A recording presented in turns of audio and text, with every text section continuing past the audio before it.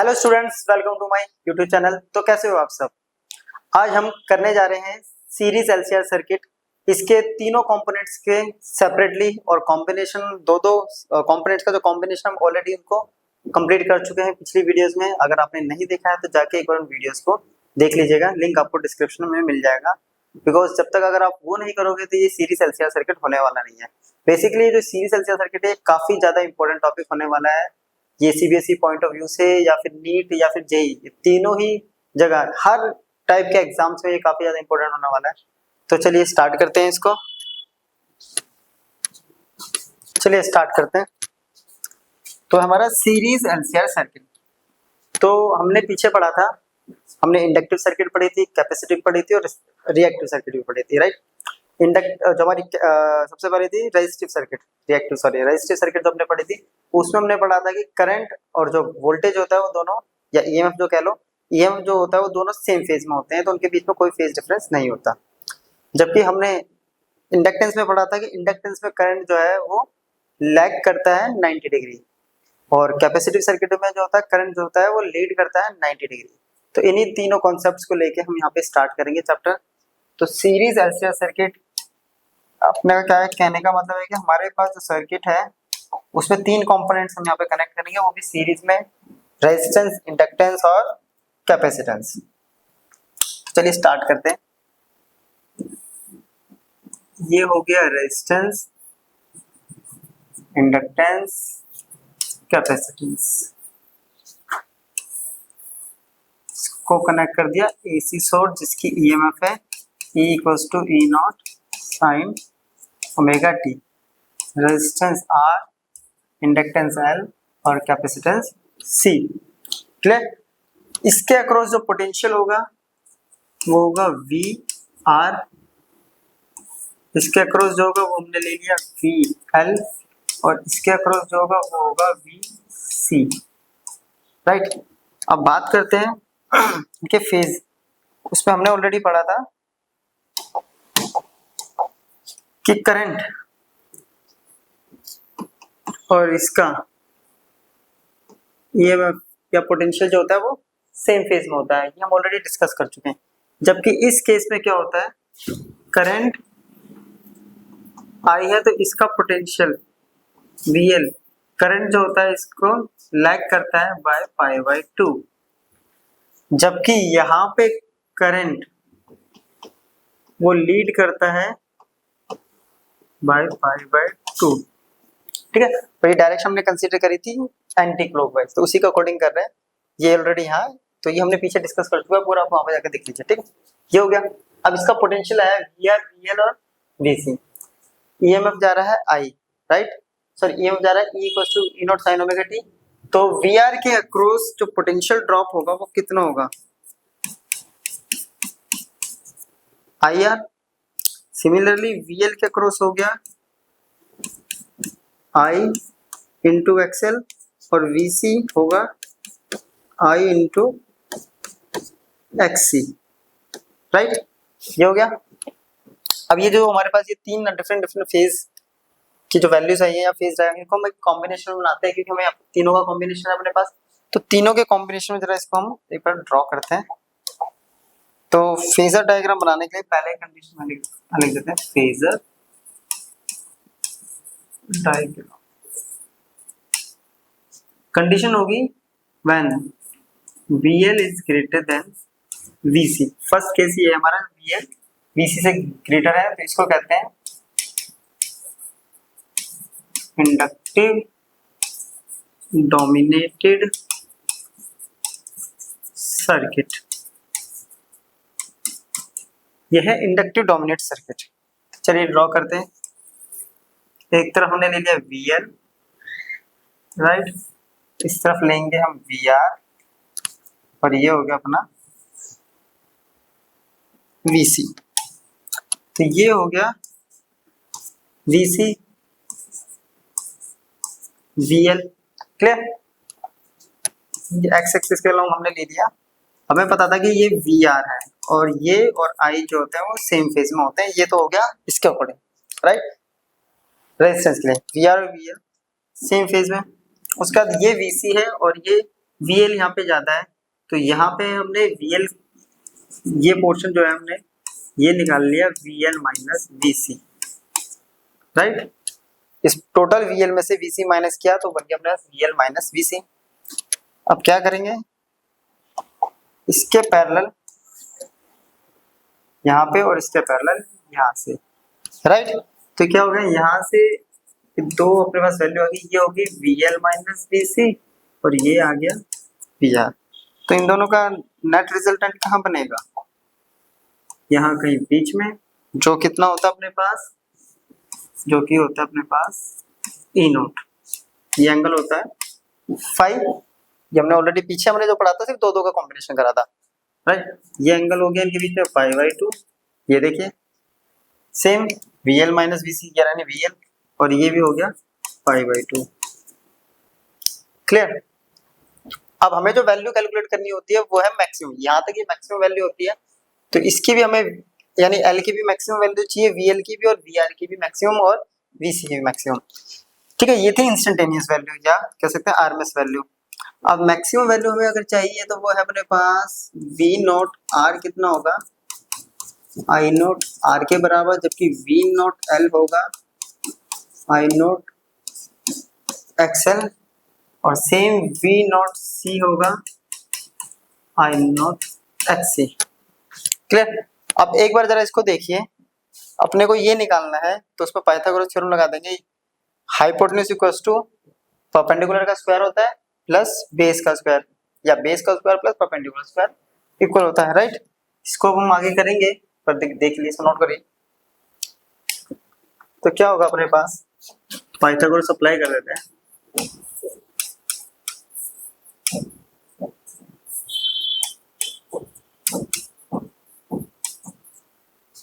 Condition क्या है यहाँ पे कि E0 का स्क्वायर इक्वल्स टू होगा V0 R का स्क्वायर प्लस राइट साइड में अपने पास थी V0 L minus V0 C का स्क्वायर, क्लियर। इसकी वैल्यू इधर जाएगी, अंडर रूट V0 R की वैल्यू होती है I0 R का स्क्वायर प्लस ये हो गया I0 XL minus I0 XC का स्क्वायर।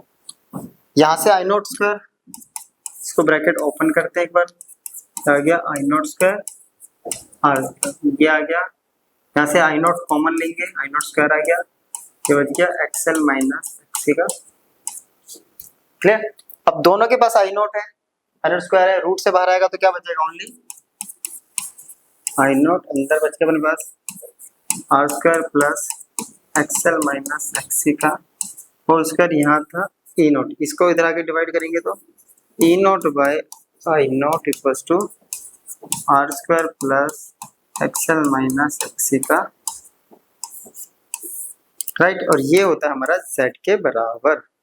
अब यहाँ पे Z क्या है, पीछे भी डिस्कस किया था, again where Z is impedance of circuit और effective reactance,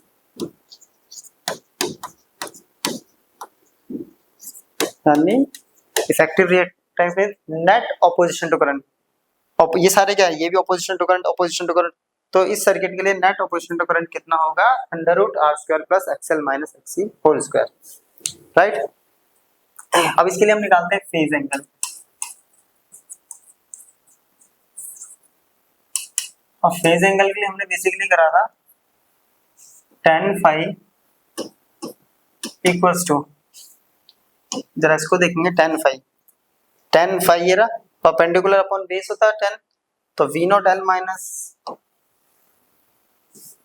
V0 C upon में क्या होगा, V0 R वैल्यू पुट करेंगे तो I0 XL minus I0 XC upon में I0 से I0 कैंसिल हो जाएगा तो XL माइनस XC अपॉन में ये आ गया 10, या फिर हम यूज कर सकते हैं cos phi, जो कि होता है बेस अपॉन में हाइपोटेन्यूज, बेस क्या है V0 R, और हाइपोटेन्यूज क्या 7 है ना। इसको सॉल्व करके आएगा R/7। ये तो हो गया जब सर्किट कैसी है हमारी, इंडक्टिव डोमिनेट सर्किट है, दैट इज जो VL है वो VC से ग्रेटर होगा, तो ये केस अपने पास आ जाएगा। क्लियर। अगर केस हम ले लें कि VC is greater then VL, तो पहले इसको नोट कर लीजिए। नेक्स्ट वही कर लेते हैं हम। कंडीशन क्या है अपने पास कि VC is greater then VL, तो ये हो गई कैपेसिटिव डोमिनेटेड सर्किट, राइट। तो डायग्राम थोड़ा सा चेंज हो जाएगा, ये हो जाएगा VL एक्स एक्सिस। अब देखिए क्या होगा, अगर ये VL है, ये VC है, ये एक्स एक्सिस करूंगा, यहाँ हमने ले लिया कहीं VR और I हो गया सेम फेज में, तो VC माइनस VL कितना आ जाएगा अपने पास, लगभग ये हो जाएगा अपने पास VC माइनस VL, राइट। फिर से वही करेंगे हम कि पैरेलल करेंगे और इसके पैरेलल करेंगे, तो अपने पास जो नेट आएगा पोटेंशियल वो बनेगा इधर इस बार P नोट, ये होता पाई, ये अपने को पता है पाई/2 होता है, और ये भी बस सब कुछ सेम चलेगा, ड्राइव सेम होगा, बस जो Z बनेगा अपने पास, अभी तक Z जो आया था ये E नोट बाई आई तो होगा, यहाँ पे I नोट, यहाँ अंडर रूट R² प्लस जो XL माइनस XC था वो हो जाएगा XC माइनस XL का होल स्क्वायर, राइट। और फेज एंगल अगर निकालेंगे तो tan फाई हो जाएगा XC minus XL by R, और cos फाई हो जाएगा, cos फाई अपने पास सेम रहेगा, राइट। अब पता कैसे चलेगा, तो अगर नहीं भी पता चलता है, पता कैसे चलेगा, तो हमें XC और XL कैलकुलेट करने पड़ेंगे, राइट। अगर फिर भी आप नहीं करना चाहते तो उससे सिंपली मैं एक एग्जांपल लेता हूँ, मान लेते हैं फर्स्ट केस में XL 10 ओम है और XC 5 ओम है, जरा समझिए, तो XL माइनस XC कितना आ गया 10 माइनस 5 5, राइट। फिर अपने को निकालना होता है XL माइनस XC का होल स्क्वायर, तो होल स्क्वायर करने में क्या होगा, ये आ गया 25। अब इन वैल्यू को अगर रिप्लेस कर दें कि इफ XC हो गया 10 ओम और XL हो गया 5, तो XC माइनस XL अगेन कितना जाएगा, अगेन 10 माइनस 5 तो 25, ठीक है। बट वैल्यू यही है, हमें पता नहीं है और हमने फॉर्मूला लगा दिया XL माइनस XC की जगह, इट मीन XL अपने पास 10 है और XC अपने पास 5 है, और हमने लगा दिया XC माइनस XL, तो क्या जाएगा 5 माइनस 10 जो कि आएगा -5, बट जब इसका स्क्वायर करेंगे तो कितना आएगा -5 का स्क्वायर दैट इज 25। तो वैल्यू XL माइनस XC हो या XC माइनस XL हो, वैल्यू ऑलवेज क्या आएगी सेम, क्योंकि स्क्वायर हो रहा है, स्क्वायर अगर नेगेटिव आती भी है तो उसको ऑटोमेटिकली पॉजिटिव में कन्वर्ट कर देगा अपना स्क्वायर, तो इसलिए फॉर्मूले में कंफ्यूज नहीं होना है।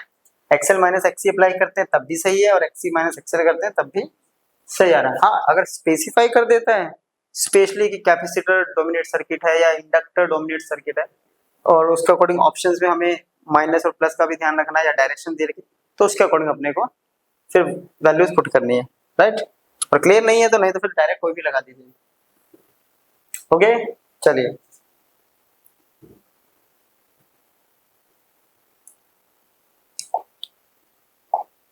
अब इसमें मैं एक केस लेता हूं, क्योंकि हमने 2 केस तो ऑलरेडी कर लिए है ना, कि X V L greater than V C, तो उसमें XL is greater than XC हो गया, राइट। दूसरा हो गया V C greater than V L, तो एक्सी ग्रेटर देन एक्सएल हो गया। कंडीशन है if XL equals to XC, यानी दोनों ही इक्वल हो जाते हैं तो क्या होगा, ठीक है। एक्सएल इक्वल्स टू हमने कह दिया कि एक्सी है, अब दोनों ही और जो है रिएक्टेंस और इंडक्टिव रिएक्टेंस और कैपेसिटिव रिएक्टेंस दोनों इक्वल है, Z क्या होता है अपने पास under root R square plus XL minus XC, इसका होल स्क्वायर, या एक्सी माइनस एक्सएल होगा होल स्क्वायर, तो दोनों इक्वल है तो ये क्या हो जाएगा एक्सएल माइनस एक्सएल 0, क्या आ गया अंडर रूट आर स्क्वायर, तो Z इक्वल्स टू क्या आ गया, तो ये बन गई प्योर रेजिस्टिव सर्किट, यानी इसमें जो नेट इफेक्ट हमें दिखाई देगा वो रेजिस्टेंस का दिखाई देगा। इसमें अब एक चीज और, जब Z इक्वल्स टू R आता है तो ये इसकी मिनिमम वैल्यू होती है, क्योंकि अभी तक वैल्यू में ऐड हो रहा था कुछ ना कुछ, यहाँ पे सब्ट्रैक्ट करके प्लस हो रहा था, लेकिन अब यहाँ पे ओनली आ रहा है, तो ये इसकी मिनिमम वैल्यू होती है। और इस कंडीशन को कहते हैं हम रेजोनेंस कंडीशन। इस कंडीशन को लेके और लेक्चर आएगा, नेक्स्ट जो वीडियो आएगी उसमें इस कंडीशन के पे ऊपर ही आएगा पूरा का पूरा टॉपिक जो है रेजोनेंस सिचुएशन के ऊपर, तो उसको वहां पे डिस्कस करेंगे और डीपली, ठीक है। रेजोनेंस कंडीशन कहते हैं, अब कह रहा है कि एक्सएल इक्वल्स टू एक्सी है और एक्सएल इक्वल्स टू होता है ओमेगा एल, ये होता है 1 अपॉन ओमेगा सी, ओमेगा को इधर लिखा हुआ तो वैल्यू बन रही है omega square equals to 1 upon under root L C, तो ओमेगा की वैल्यू कितनी आ रही है 1 अपॉन अंडर रूट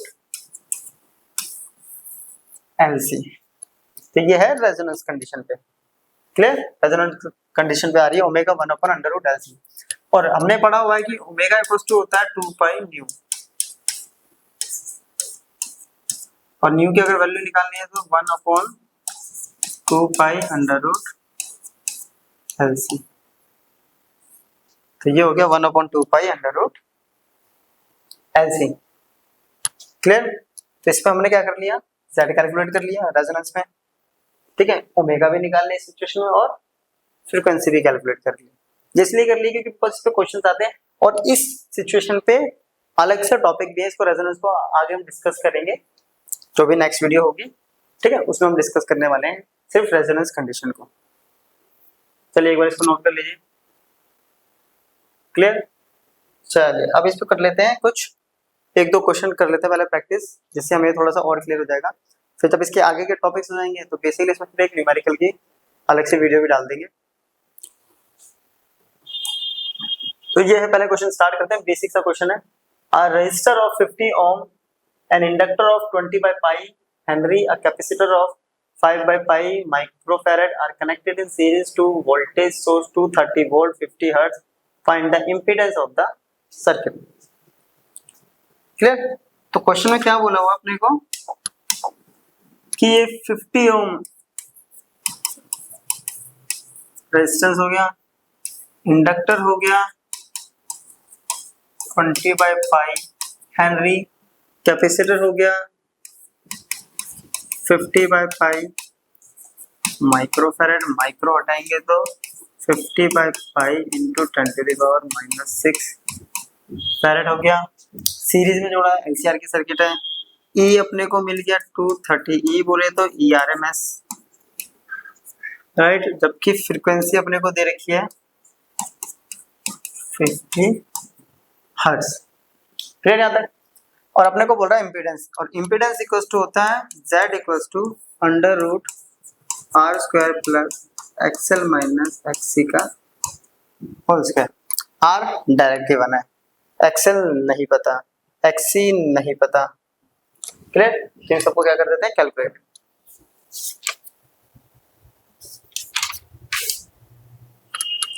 चलिए करें, और अपने को पता है कि एक्सएल क्या होता है, एक्सएल इक्वल टू होता है ओमेगा एल, और ओमेगा इक्वल टू होता है 2 pi new into L.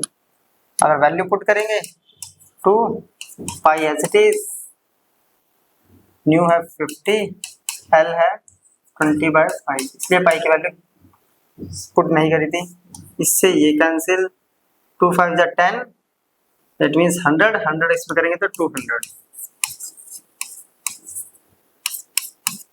XL equal to 2000 ohm, right.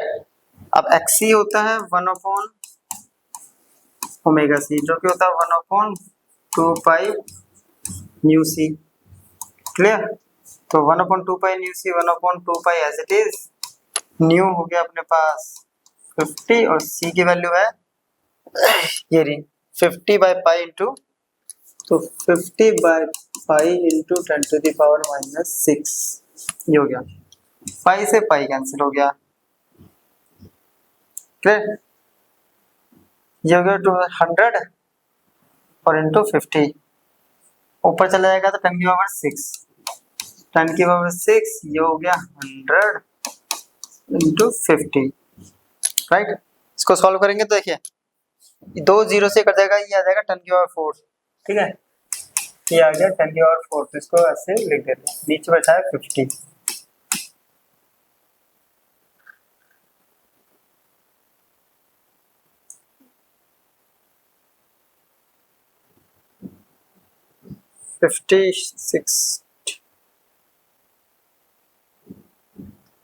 ठीक है, ठीक है, ठीक है, ठीक है, ये बच्चा है 10 की पावर 4, इससे कटेगा तो ये बच गया 2000, ये बच गया, लो क्लियर। 2000 अपने पास ये बच गया। अब अपने को निकालना था इम्पीडेंस, जो कि होता है Z equals to under root R square plus XL minus XC का, आर स्क्वायर कितना है 50, एक्सएल 2000, एक्सी, ये रेजोनेंस कंडीशन आ गई अपने पास, तो आंसर आया √50 और √50 का होता है √50 का स्क्वायर, तो ये आ गया 50 ओम, तो Z आ गया अपने पास 50 ओम। चलिए नोट कर लीजिए,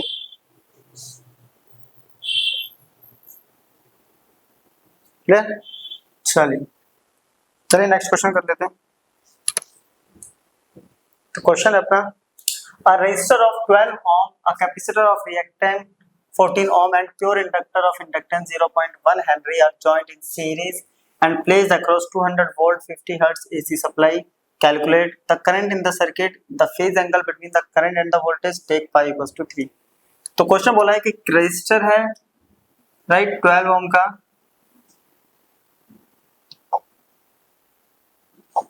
एक रेजिस्टर है 12 ओम का, एक कैपेसिटर है जिसका रिएक्टेंस है 14 ओम और एक इंडक्टर है जिसकी इंडक्टेंस है 0.1 हेनरी। तो जो जो दे रखा पहले गिवन वो लिखते जाते हैं।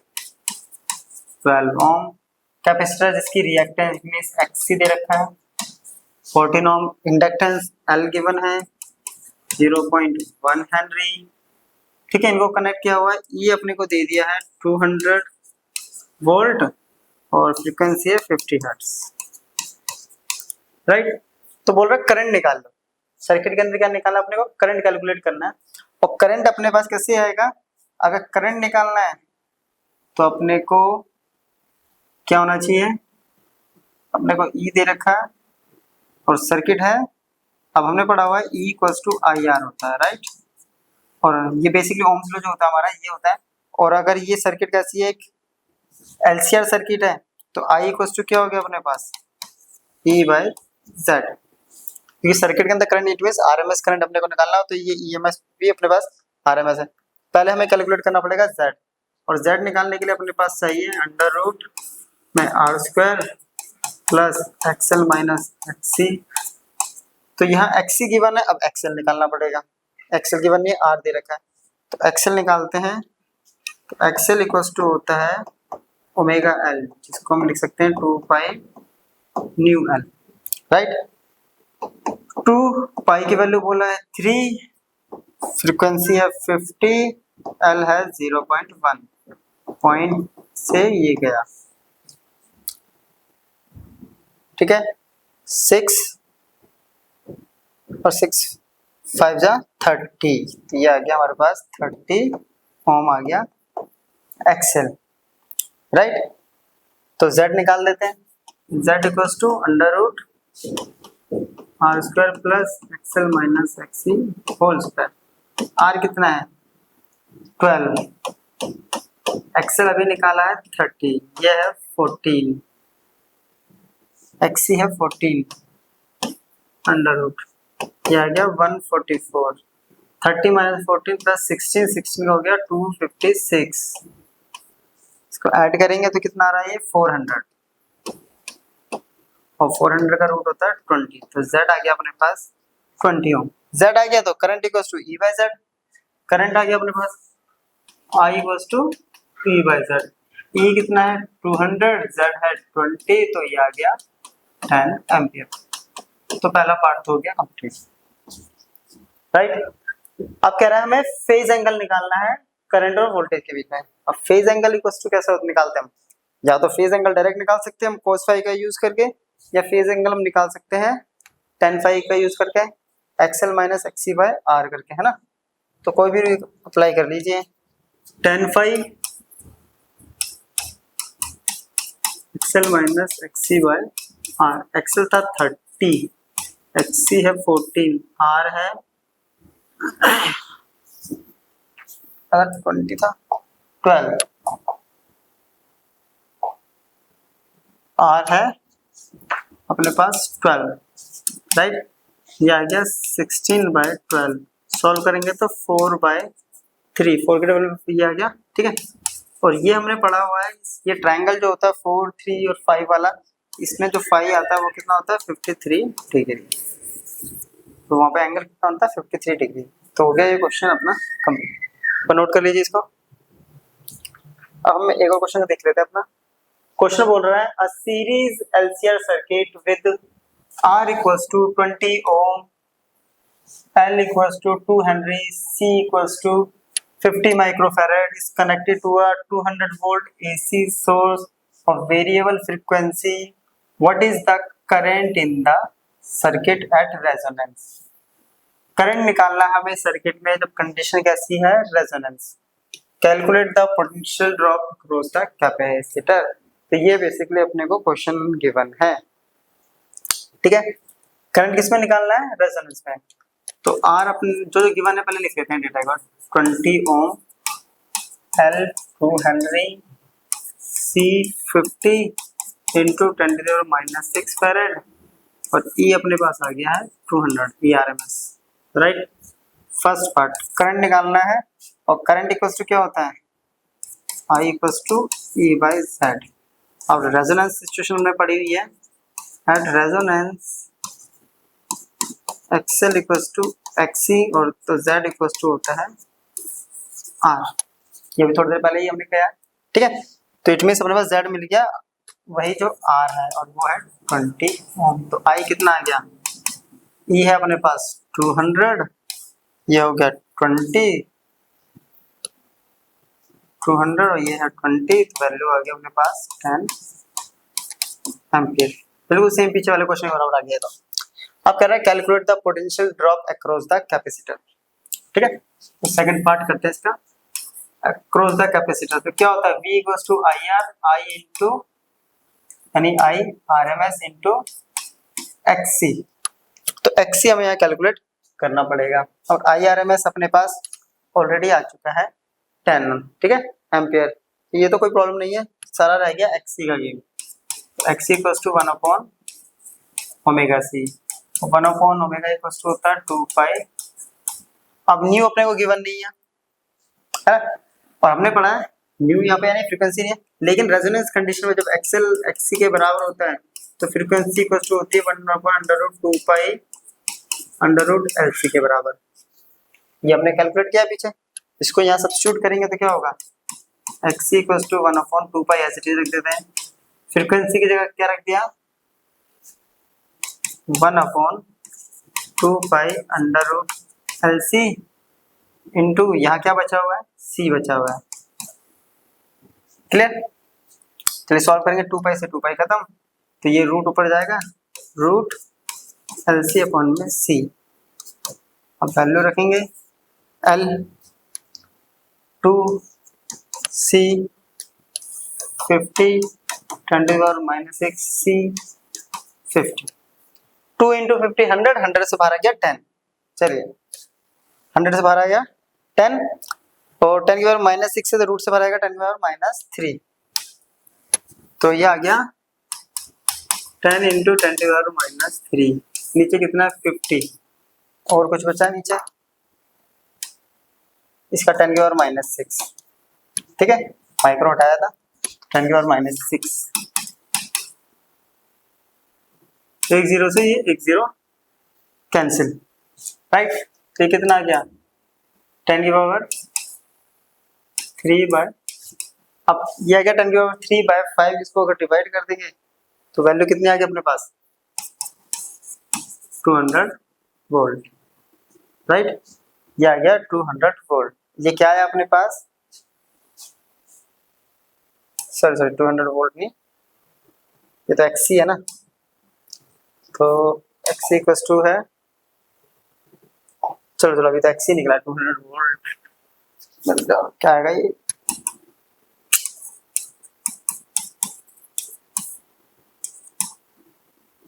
ये राइट, इससे इसको कैंसिल करेंगे तो हाँ 200 है, 200 ये सॉरी